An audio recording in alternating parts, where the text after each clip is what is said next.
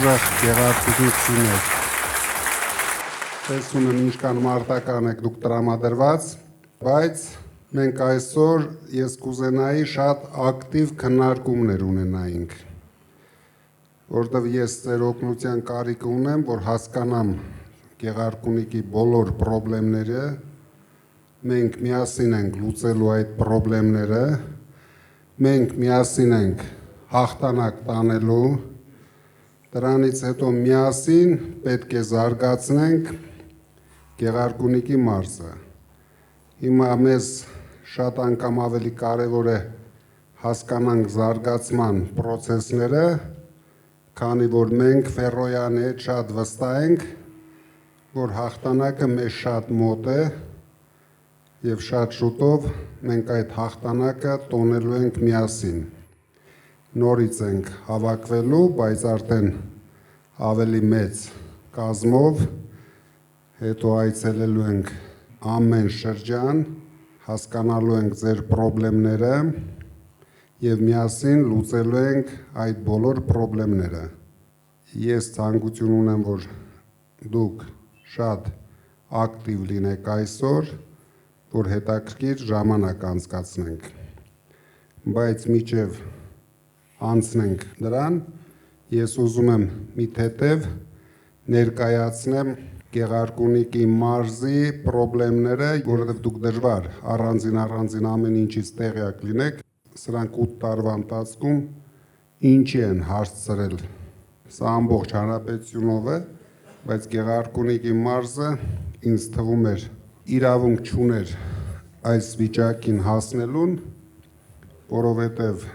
շատ մոտիկ է Երևանին, ունի այն, ինչ որ ոչ մի շրջան Հայաստանում չունի, վերջը դուք Սևան ունեք։ Սևանի կողքեր ապրող մարդիկ իրավունք չունեն աղքատ ապրեն, ավելի ճիշտ պարտավոր են հարուստ ապրեն։ Դրա համար մենք միասին շատ լուրջ զբաղվելու ենք ձեր բոլոր շրջաներով եւ հատկապես մեր հայրենիքի ամենակարևոր մասով Սևանա լճով։ Ձեր մոտ 23-ից մինչև 25 թվականի վերջը ծնունդները նվազել են 10%-ով։ Դուք պատկերացնում եք դա ինչ է։ Մահացությունը ավելացել է 6%-ով։ Բնական աճը նվազել է 30%-ով։ Այսինքն մարզի բնակչությունը նվազել է 30%-ով ընդամենը մի քանի տարվա ընթացքում։ Ամուսնությունները նվազել են 3.2%-ով, ամուսնալուծությունները աճել են 16%-ով։ Այդ խնդրը գալիս է վատ ապրելակերպից։ Ես ուզում եմ դուք լսեք, ֆիքսեք եւ ձեր ժողովրդին հետագայում բացատրեք, որ միայն հայատում կամ ճամփի վրա ասֆալտ տեսնելը դա 1%-ը չարժի, ինչը որ ես նոր կարտացի ձեր համար։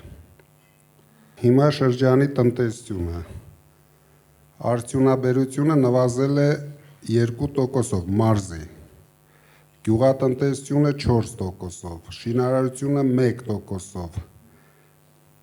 աճել է մենակ ծառայությունները 0.1%-ով, այսինքն գնալով ամեն ինչ քանդվում է։ Դա ինչի համար կարտացի, որ դուք մոտավորապես պատկերացում ունենաք այն խնդիրների մասին, որ ունի մարզը աղքատությունը 7%-ով աճել է, եթե հանրապետության միջինը, ինչպես իրենք հայտարարում են, չնայած դա ամբողջությամբ սուտ թվեր են, 21% է, Գեղարքունիքի մարզում հասնում է 28%-ի։ Մարզերը շատ ահավոր տեմպով են աղքատանում, դրա համար ոչ ապահովագրությունը, ոչ թոշակները չեն կարող մարդկանց օգնել իրենց կենսամակարդակը բարձրացնելու համար։ Մենք հասկանալով այս բոլոր խնդիրները պետք է միասին ցուցաբերենք շատ մեծ հայրենասիրություն, կանգնեցնենք մեր երկիրը անդունդի եզրին կանգնեցրած այս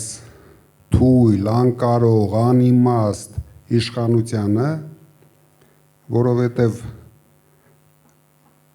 ոչ մի ասֆալտ մեզ պետք չի գալու, եթե այդ տարածքներում մարդիկ չապրեն։ Փաշինյանը կարող է այդ ասֆալտի վրա հետագայում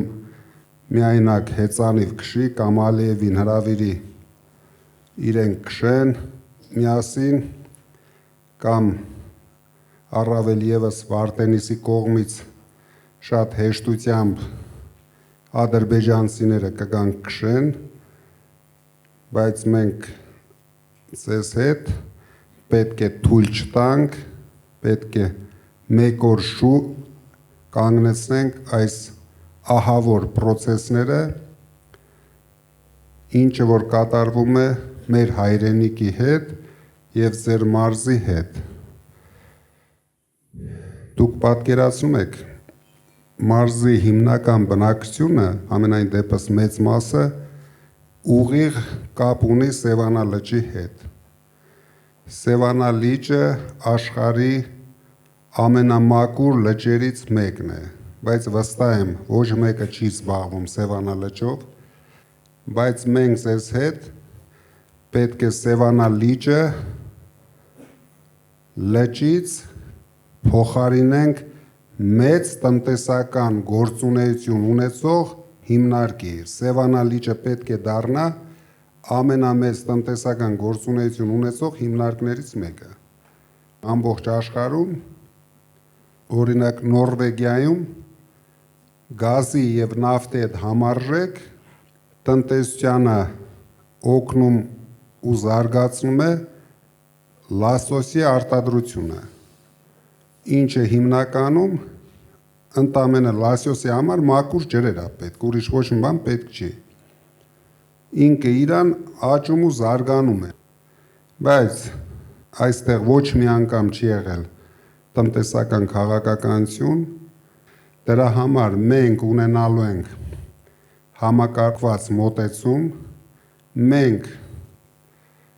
ստեղծելու ենք բիզնես ծրագրեր, ով հնարավորություն, ցանկություն ու շնորհք ունի, բոլորը կարող են դրանով զբաղվել, բաց մինչև չդառնան միջին կամ մեծ բիզնես հարկ չեն վճարելու, հենց դառան միջին կամ մեծ բիզնես սկսելու եք հարկերը վճարել։ Աշխարհում կան շատ հարուստ երկրների օրինակներ, որտեղ փոքր եւ միջին բիզնեսը կազմում է տնտեսության 80%-ը։ Հայաստանում դա կազմում է ընդամենը 2%-ը։ Օրինակ Շվեյցարիայի նման հարուստ պետությունը ամբողջ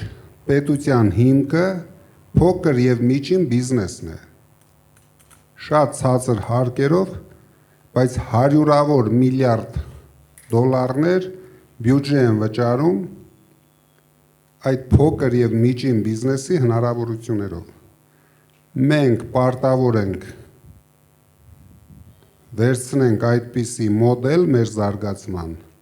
որ մարդիկ ընտանիքներով զարգացնեն իրենց ընտանեկան բիզնեսները։ Դրա համար մենք պետք է ստեղծենք մեր մարդկանց համար հնարավորություններ։ Ձեզանից շատ շնորհակալ եմ, որ եկել եք եւ շատ կուզենայի, որ մենք բաց հարց ու պատասխան ունենանք, ակտիվ, ոչ մի բանից չընկճվեք, ամենաբարդ հարցերը կարող եք տալ։ Ես շատ ուրախ կլինեմ։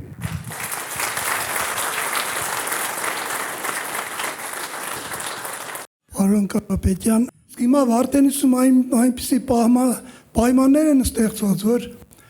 Բոլորը լքում են իրենց բնակավայրերը։ 6000 հոգուց ավելի մարդ լքել է Վարդենից, գյուղերը դատարկվում են։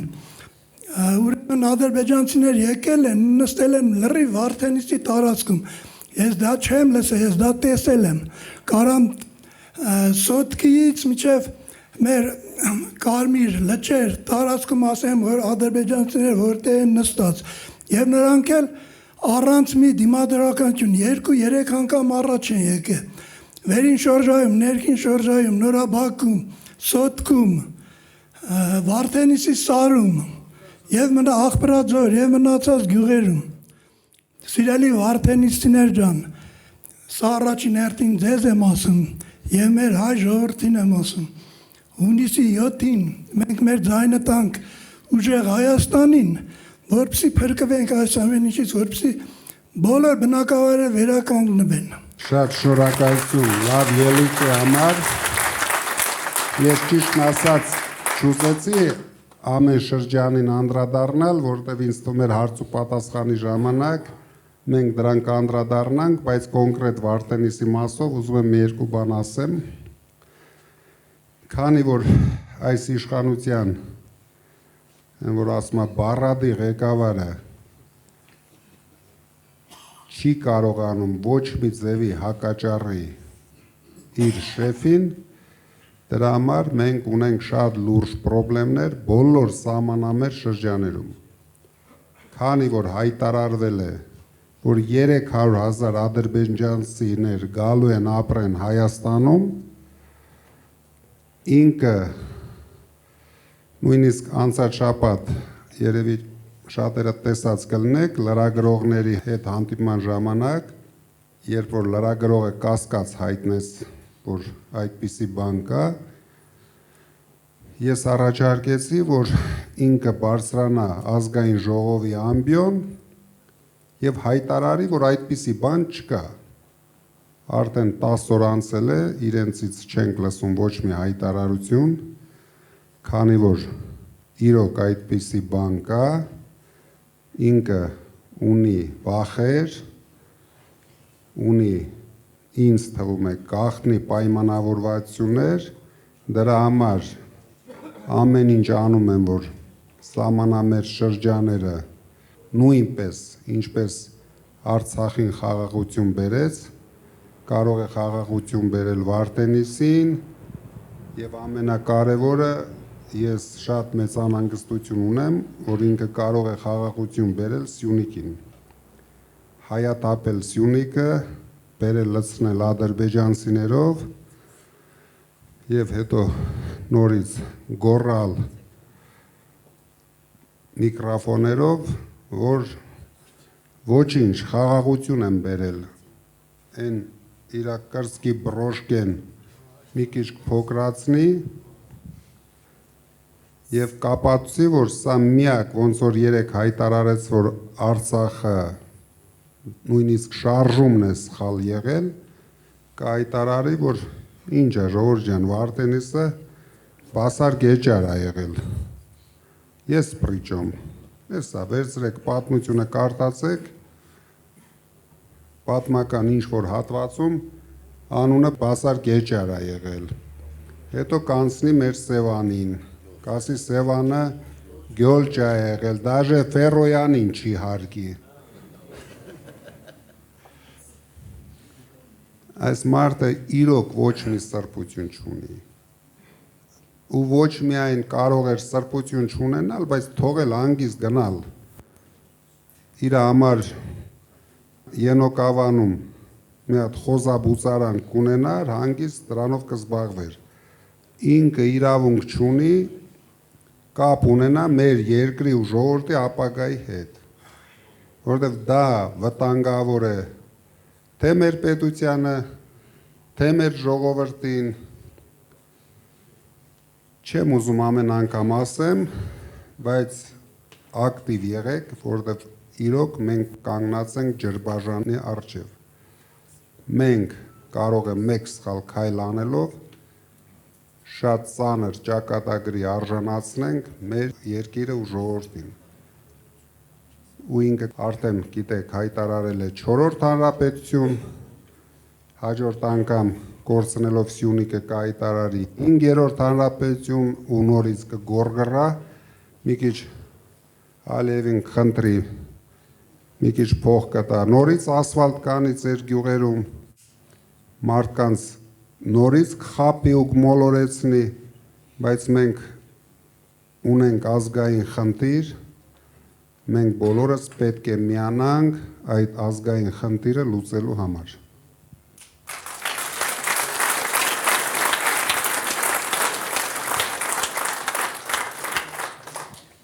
Ուրախ եմ ձեզ հետ հանդիպել, իմ անունը Նայիրի է, քաղաք Մարտունիից։ Պարոն Կարապետյան, ինչպես գիտեք, Մարտունի եւ ամբողջ Գեղարքունիքի շրջանը բարձրադիր են։ Ես մի առաջարկ ունեմ, պարոն Կարապետյան, որ մեր բարձրադիր շրջաններում, հատկապես այն տեղերում, որտեղ 1900 մետրից բարձր է Հայաստանի այն շրջաններում, գույքա հարկը վերացնել,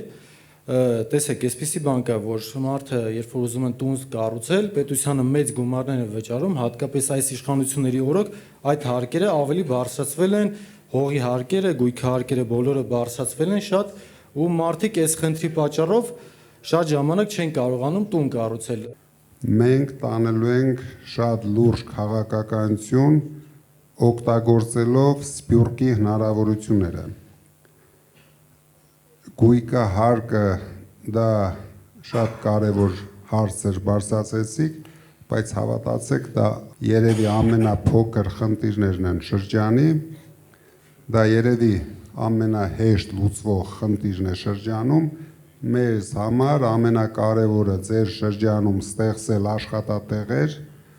որպեսզի առաջերտին կանգնեցնենք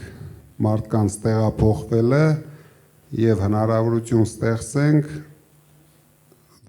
մարդկանց Սփյուռքի վերադարձը։ Մենք կորցնում ենք մեր լավագույն մարդկանց,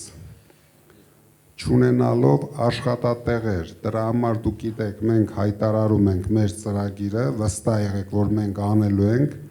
անելու ենք դա առավելագույնս մարզերում եւ 5 տարի հետո դուք բարձրացնեք լրիվ ուրիշ հարցեր, որ կարելի է սա էլ այսպես անել, արդեն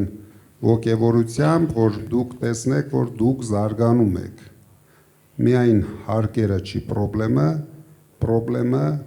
մեր մարդկանց առավել եւս շրջաներում կանանց համար աշխատատեղեր ստեղծելն է։ Տղամարդիկ էլի ինչ որ ձևի խոպան գնալով, թե տեղում ինչ որ շինարական աշխատանքների մեջ կարողանում են ընդգրկվել եւ աշխատատեղեր գտնել, բայց ես վստահ եմ, որ կանայք բացարձակ այդ հնարավորությունը չունեն եւ նույնիսկ երիտասարդ տարիներում արդեն դառնում են տնային տնտեսուհիներ, որովհետեւ իրենց կյանքը արդեն ուրիշ ձևի չեն պատկերացնում։ Դրանք միայն իրենց թվում է, որ իրենք ծնվել են, որ տունը նստեն, մենակ երեխա պահեն, մեծացնեն, բայց զարգանալու, աշխատելու հնարավորություններից զրկված են։ Դրա համար դուք լավ կանեք, որ այլ հարցեր էլ բարձրացնեք ձեր շրջաներից, քանի որ մենք դրանցով ձեզ հետ միասին պարտավոր ենք զբաղվենք։ Մենք կնայենք այդ բոլոր հարցերը։ Շնորհակալ եմ, պարոն Կարապետյան։ Բարև ձեզ, պարոն Կարապետյան, ճիշտ ասած ցավում եմ, որ հնարավորությունը սահմանափակ է, որ չեք կարողանում լայն շրջանակների հետ շփվել, բայց այն մարդիկ, որ այստեղ այսօր հավաքվել ենք մեր տարածաշրջանի, մենք այսքանը չենք ու բնականաբար հարյուրավոր, հազարավոր, տասնյակ հազարավոր մարդիկ ձեզ բարևներ են ուղարկում եւ շատ մեծ ցանկություն ունեն իսկապես ձեր հետ շփվելու, հուսամ ես վստահ եմ, որ հաղթանակը տեղի է ունենալու եւ ամսի 8-ին մենք միասին անպայման դա նշելու ենք։ Տեսեք, կառավարությունը ինչու՞մ է աջողում։ Ավելի շուտ ոչ թե կառավարությունը, այլ ինչպես դուք եք ասում, փոքրիկ խմբակը։ Իրենք ստեղծում են միֆեր եւ այդ միֆերը արագ տարածում են ու հետո իրենք էլ են սկսում իրենց ստեղծած միֆերին հավատալ եւ ավելի մեծ համոզմունքով են երկրորդ անգամ ներկայացնում։ Ես փորձեմ ներկայացնել այդ միֆերից մեկը։ Այդ միֆերից մեկը դպրոցաշինությունն է, որ ամեն քայլափոխի նրանք դա շահարկում են։ Իսկ իրականում ինչ է այդ միֆը։ Այսպես է կոչվում ծրագիրը ուսումնական որակի բարելավում։ Այդ վերնագրի տակ, ուրեմն, հանրապետությունում փակվելու է շուրջ 230 դպրոցներ, հիմնականում սահմանամետ շրջաններում։ Եվ արդեն պատկերացնում ենք ինչ է կատարվելու շատ մոտ ապագայում, այսինքն այդ գյուղացիները կամ սահմանամերձ շրջանի բնակիչները բնականաբար լքելու են։ Այդ դպրոցները բաժին է հասնելու Ադրբեջանի երեխաներին։ Դրա համար իրենք հատուկ ծրագիր են անում դա։ Տեսեք ինչ է արվում սոցիալական ոլորտում մեր ուրեմն իրականությունը, մեր պատմությունը մի փոքրիկ խմբակ փորձում է խմբագրել։ Կարծես մենք չենք եղել, մենք արմատներ չենք ունեցել։ Առաջերտին շնորհակալություն շատ կարևոր հարց բարձրացնելու համար եւ ես շատ ուրախ եմ, որ մեր հասարակության մեջ մնացել են մարդիկ, ով կարևորում է հայրենասիրությունը, կրթական համակարգը, միայն ձեր նման մարդկանց շնորհիվ, ձեր բարձրացած հարցերի շնորհիվ մենք կարող ենք կանգնեցնել բոլոր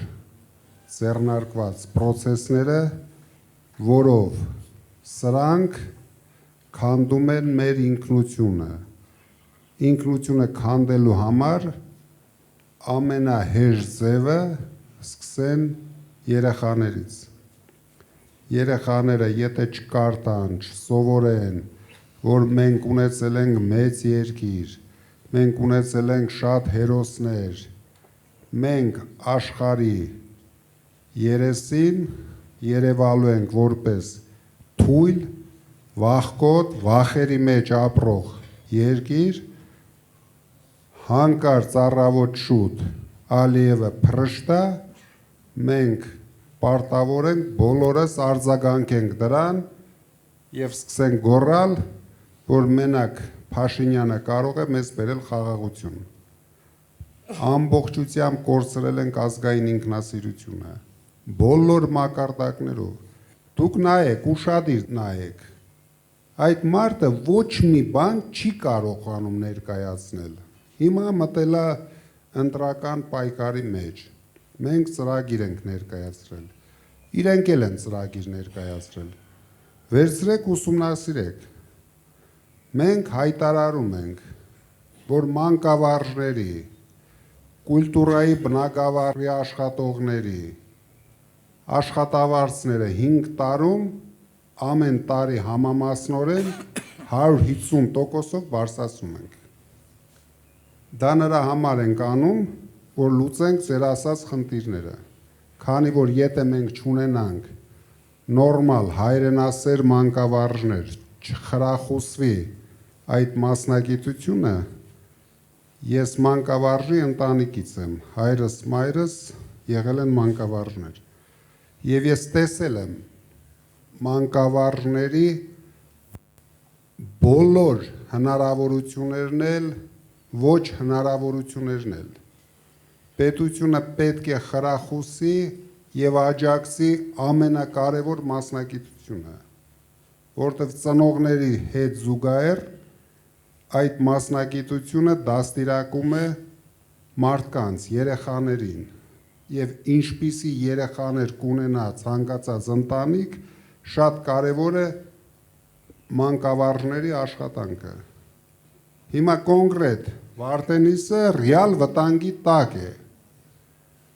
Ունեին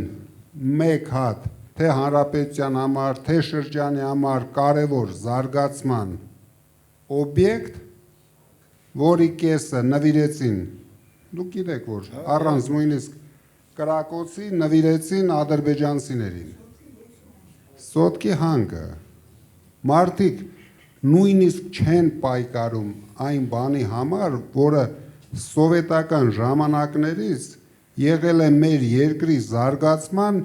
հենասյուներից մեկը։ ինքը Արցախից բացի ավելի վտանգավոր բաներ ա արել։ Մենք կամաց, հիմա դուք տեսնեք ամեն ինչ բացահայտելու ենք, ամեն օր բացահայտելու ենք, որ մարդիկ հասկանան, որ մենակ հաց ուտելն ու ասֆալտով քայլելը դա ինքնանպատակ չի, որ սա է մեր ազգային ինքնությունը, ազգի հարստությունը, մեր երկիրը, մեր հասարակությունը այնպես է դեգրադացվել, որ մարդիկ միայն մտածում են մի հատ խալազիլնիկի մասին։ Հայրենիք, հայրենասիրություն, հասկացողությունը թողել ենք անցյալում։ Սրանց համար մարդը գոյություն չունի։ Սրանց համար իրենց աթոռը, իրենց պարգևավճարները, իրենց գռդոնը, դուք որ ասում եք դպրոց խես շատ կառուցում կամ ասֆալտ շատ, որտեղ ուղեղ չունի, այդ որ ցույց եք տալիս դրա համար։ Մի հատ գնաց հիստերիկություն արեց, դուշը քաշեց կամ ինչ էր, քաշեց պոկեց, հաջորդ օրը այդ դպրոցի արժեքը 2 անգամ բարձրացավ։ Ու բոլոր տենդերները կարող եք նայել կամ կրում են ԿՊԱ-ները կամ ԿՊԱ-ների համախոհները։ Այս մարդիկ համ դրսից են քանդում մեր երկիրը, վերացրին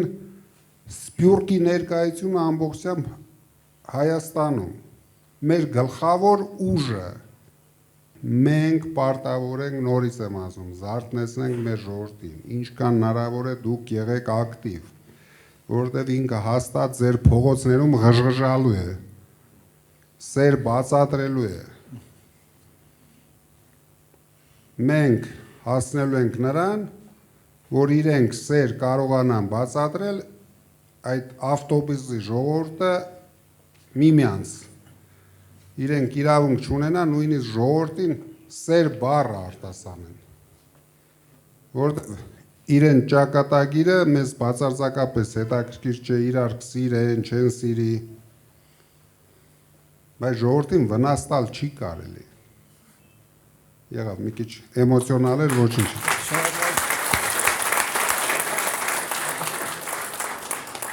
Պարոն Կարապետյան, շատ հպարտ եմ, որ գտնվում եմ այստեղ։ Բոլորս տեղյակ ենք, որ դուք մեծ ներդրում ունեք հիվանդանոցաշինության գործում։ Հարցս վերաբերվում է մեր Մարտունու քաղաքին, որտեղ առկա է ծննդատուն, բայց ոչ բարվոք վիճակում է, քանի որ մենք վստահ ենք, որ հունիսի 7-ին ունենալու ենք վարչապետ եւ դա դուք եք լինելու, ուզում եմ առաջարկել ձեզ եւ խնդրել, որպեսզի հիմնանորոգեք Մարտունու քաղաքի ծննդատունը։ Շնորհակալություն։ Շատ կարևոր հարց էր։ Ու հիմա եթե ես կարող եմ sense խոստում տալ, բայց դա համարվելու է ընտրակաշառք։ Դրա համար դուք վստահ եղեք, ես ասեցի, մենք համակարգային ենք մոտենալու,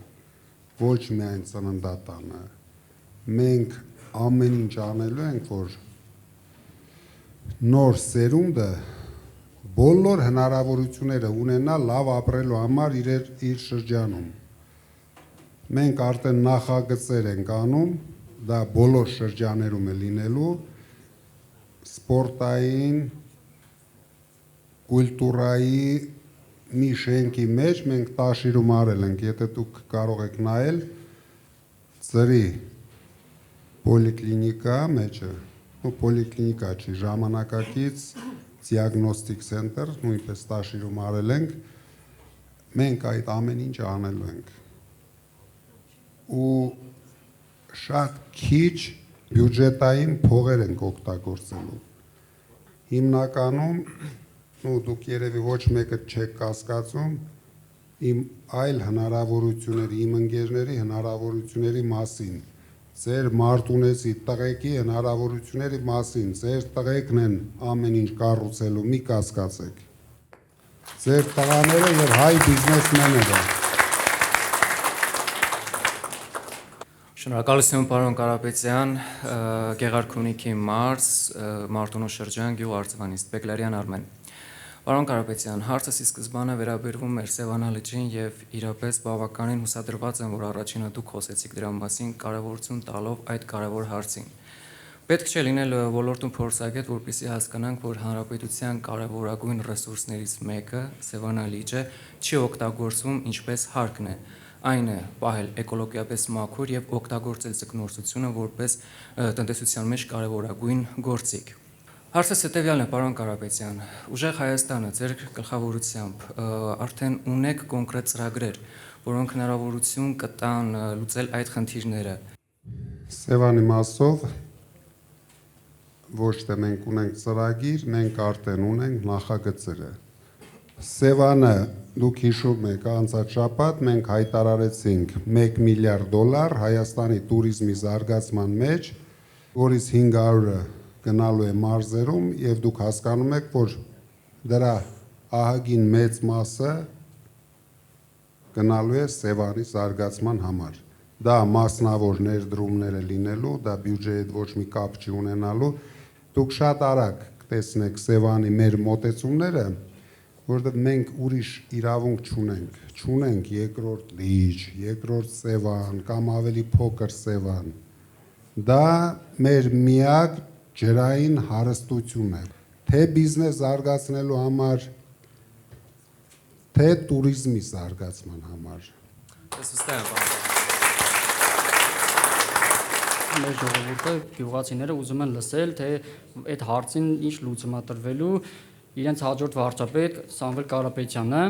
Գյուղացի երեխան դպրոցից որ գալիս է տուն ինքը չի կարող ինքնակրթվել, զարգանալ։ Գյուղում ապրող երիտասարդը օրերն է հաշվում, որ ինքը գիտեմ դառնա չափահաս գնա բանակ հետ կա ու փախնի գյուղից։ Դուք հավատացեք, Մարտունու շրջանը ամենա ոչ զարգացածը չի։ Դուք գնացեք նայեք Շիրակի մարզի ինչ է կատարվում, նայեք Տաուշի մարզում մարդիկ ոնց են ապրում։ Ժողովրդին հասցրել են աղքատության եզրին, ժողովուրդը կորցրել են ամեն ինչի նկատմամբ հույսը, այնքան են խոստացել չեն արել, որ այսօր ոչ մեկը չի պատկերացնում, թե մարդը միկրոֆոնը վերցնում, բան ասում, վաղը դա անելու է։ Դրա համար մենք չենք ասում խոստանում ենք, մենք ասում ենք երաշխավորում ենք։ Այդ բոլոր խնդիրների լուծումը մենք երաշխավորում ենք։ Եվ դուք կարող եք զարմանալ, դրանով չենք ծանրաբեռնելու պետական բյուջեն, որտեղ իրենք պետական բյուջեն լցնում են իրենց գրպաները։ Մենք ամեն ինչ անելու ենք, որ ժողովուրդը լցնի իր գրպանը, որ մարդիկ զգան, որ ձեր գյուղում կարող են ավելի լավ ապրել, քան Երևանի կենտրոնում, որ դուք հավասար հնարավորություն ունենաք ձեր երեխաներին զարգացնելու։ Ես շատ լավ հասկանում եմ, ես էլ գյուղացի տղա եմ։ Դրա համար, որ գնաք մեր գյուղ նայեք, մենք այդ բոլոր հարցերի լուծումը թե մեր գյուղի համար, թե Տաշիր քաղաքի համար տվել ենք։ Դուք տեսնեք այնտեղ, որ ցանկացած երեխա ամեն օր զբաղմունք ունի։ Ու արդեն երեխաներ էլ ոչ մի ցանկություն չունեն թափառեն։ Ու մեր գյուղում չկա նարկոման։ Մենք պետք է փոխենք մեր հասարակության մոտեցումները։ Մենք պետք է առողջացնենք մեր հասարակությանը։ Հույս տանք հասարակությունը, վերացնենք այս ապաթիան, վերացնենք վախերը։ Վախերի վրա ժողովրդի հենա հելնում գոռում է, եթե մեզ չընտրեք, սեպտեմբերին պատերազմ կլինի։ Ավելի լավ չի մենք մինչև սեպտեմբեր իրան ռադ անենք, էլ պատերազմ էլ չի լինի, ոչ մի բան էլ չի լինի։ Հանգիստ մեր ժողովուրդը կապրի։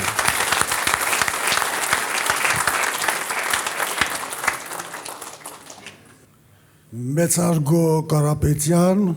հարգելի ներկաներ։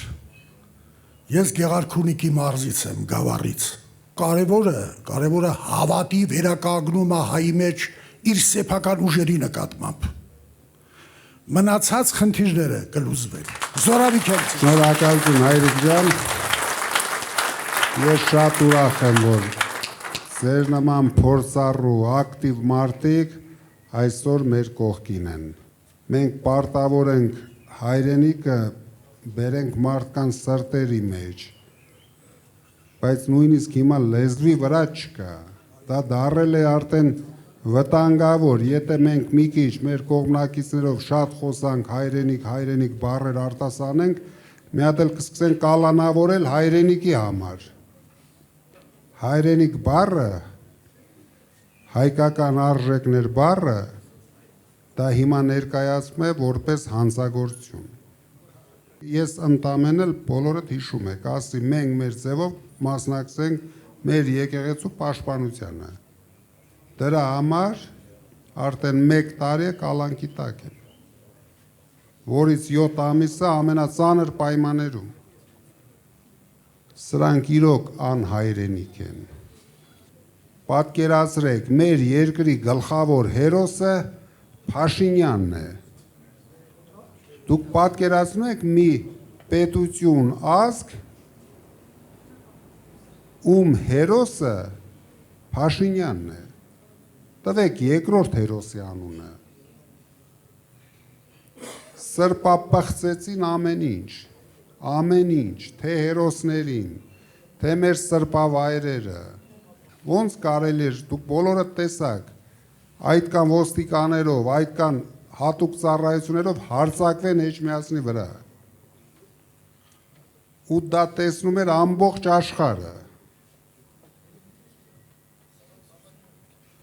Ես հիմա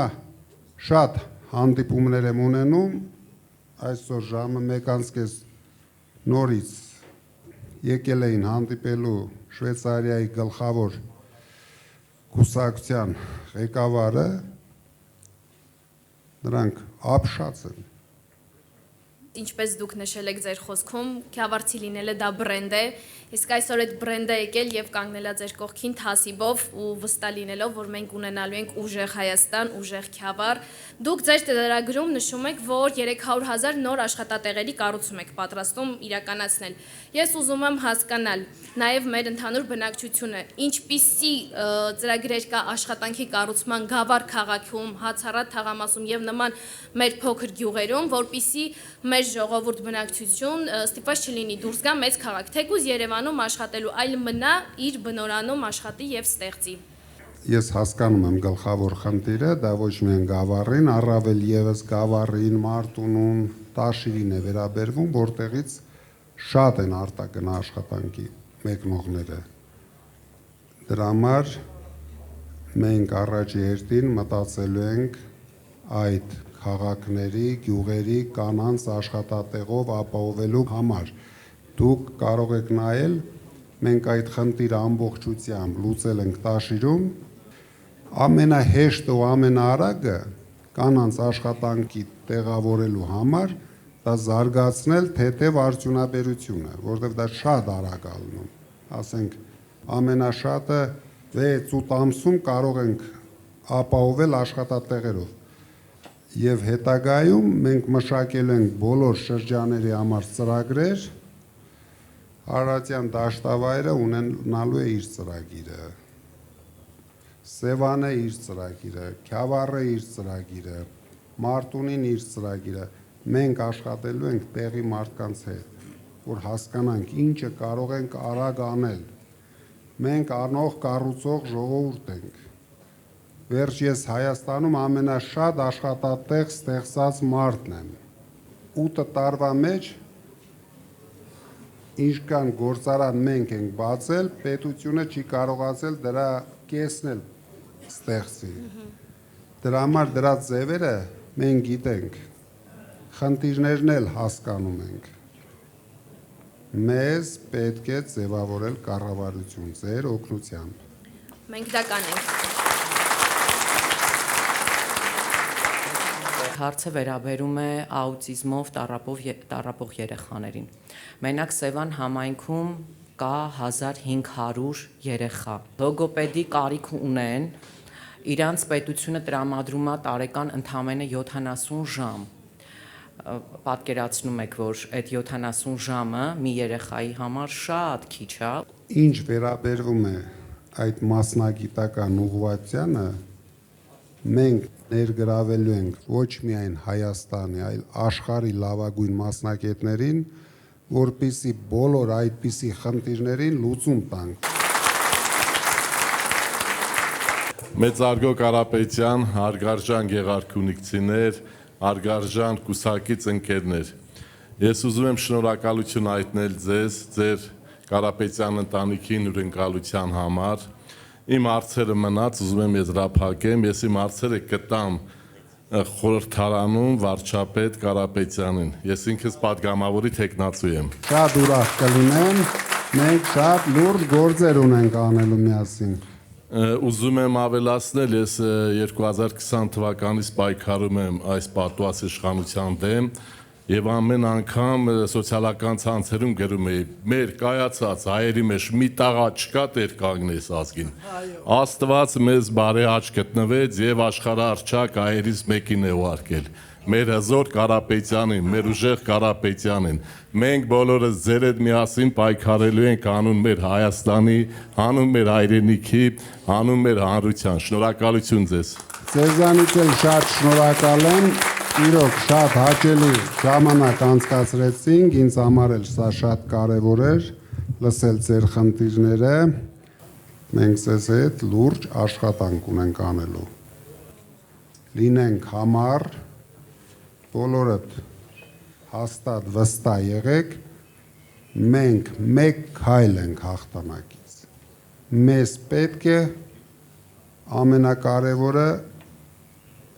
այս ամիսը ռացիոնալ օգտագործենք, այսինքն որ ավելի հասկանալի ասեմ, հաղթանակի համար բոլոր տվյալներ ու ռեյտինգները մենք ունենք։ Մնում է ընտրության օրը ճիշտ կազմակերպենք ընտրության մասնակցելու process-ը։ Եթե մենք դա ապահովում ենք, ես կարող եմ ասել, արդեն մենք խնդիր չունենք։ Դուք տեսնում եք դրա հիստերիաները, դա ինչից է գալիս, որ ինքն էլ է դա տեսնում։ Ինք արդեն անջատվել է ժողովրդից։ Նորից անցել է իր գլխավոր դերասանական հնարքներին,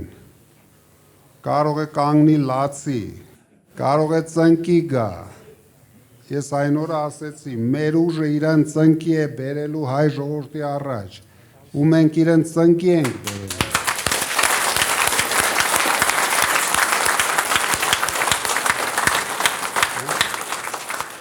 Շատ շուտով, հունիսի 7-ին, ուժեղ Հայաստանը գալիս է։